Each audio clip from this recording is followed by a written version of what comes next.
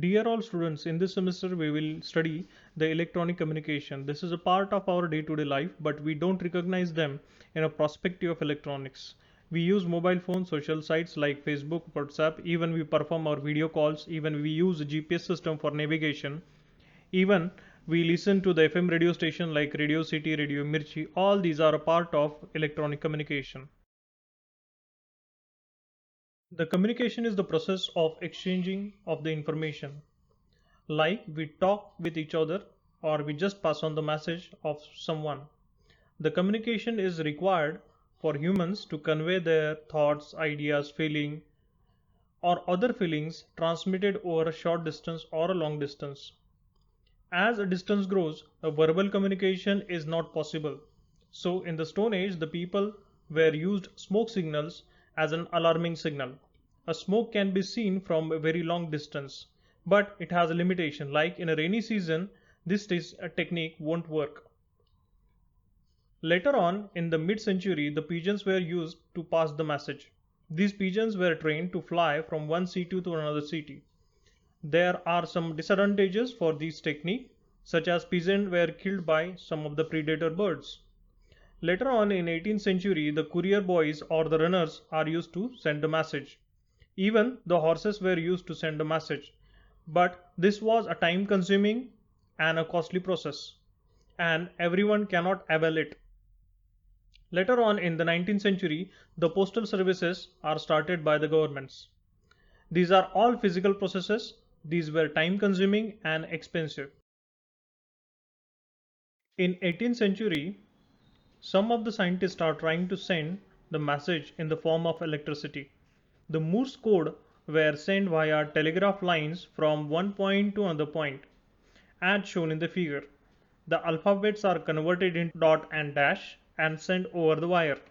The instrument is as shown in the figure. On the other end, the person is looking at the relay contacts with the dot and dash. Now here the dot means a short contact and the dash means a long contact. And a message was reconstructed by looking at the relay contacts. Here in this process, the role of telegraph operator is really important. One mistake can mislead the message, but this was the first successful electronic communication. In the telegraph technique, the alphabets are converted into electrical signals like voltages or current. These signals are transferred from one point to another point using electrical wires. If the distance are long, then the amplifiers are used in between. On the other end, these electrical signals are converted into alphabets or the symbols. So, this is how the message is sent from one point to another point. These are used even to send the messages from one continent to other continent. It was the fast way of communication, but still it was expensive. This slide shows you the block diagram of electronic communication system. The first block is very important and it is an information source. In simple words, it means that the message that we want to transmit. If it is a telegraph machine, then we can have a small message in the alphabets. The next block is called as a transmitter, which converts this message or the information source into an electrical signal. Here we can imagine that a telegraph operator will convert this message into electrical signals. This conversion process is called as encoding or the modulation. After the conversion, these signals were transmitted via a wire or through the air, which is also called as a wireless, to the receiver. This is called as a communication channel, whether it is a wire or whether it is a air. Once the signal is transmitted via wire or the wireless, on the other end, the receiver will receive the message and it will be decoded. Here, in this case, the telegraph machine or the operator will look at the relay contact and the time related to that.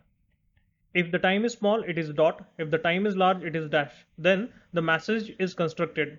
Here, in this example, we have taken a telegraph machine. But this block diagram is same for any communication system in the world, whether it is a mobile phone or whether it is a radio station. These are three modes by which we can achieve the electronic communication. The first one is called as analog or digital. The second one is baseband or broadband communication. And third one is called as one-way communication or the two-way communication. Now let us see these modes one by one. The first mode is analog or digital. This depends upon the kind of signal that we are using to send data or the information. If we are using analog signal, then it is called as analog communication. In this communication, the sinusoidal signal is used for the communication. The properties of these signals are modified to send the information message. Here the properties are modified such as amplitude, then it is called as amplitude modulation. If the frequency is modified, then it is called as frequency modulation. These signals are shown in the diagram. According to the information signal, either the amplitude is varied or the frequency is modified. This process is called as modulation. Even we can use digital signal for communication.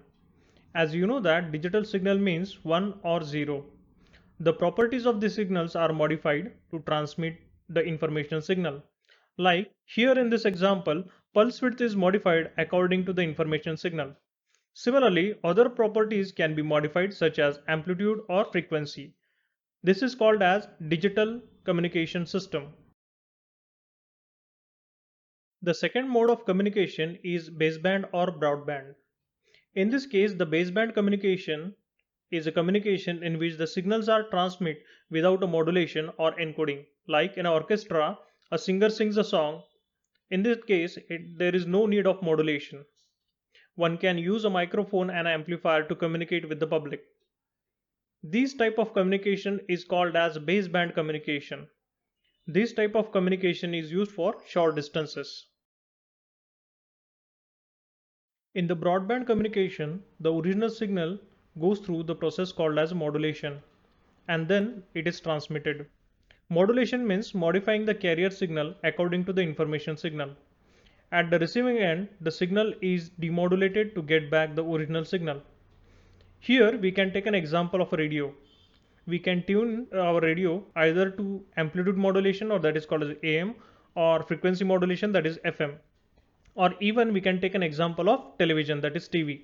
This mode of communication used for longer distances.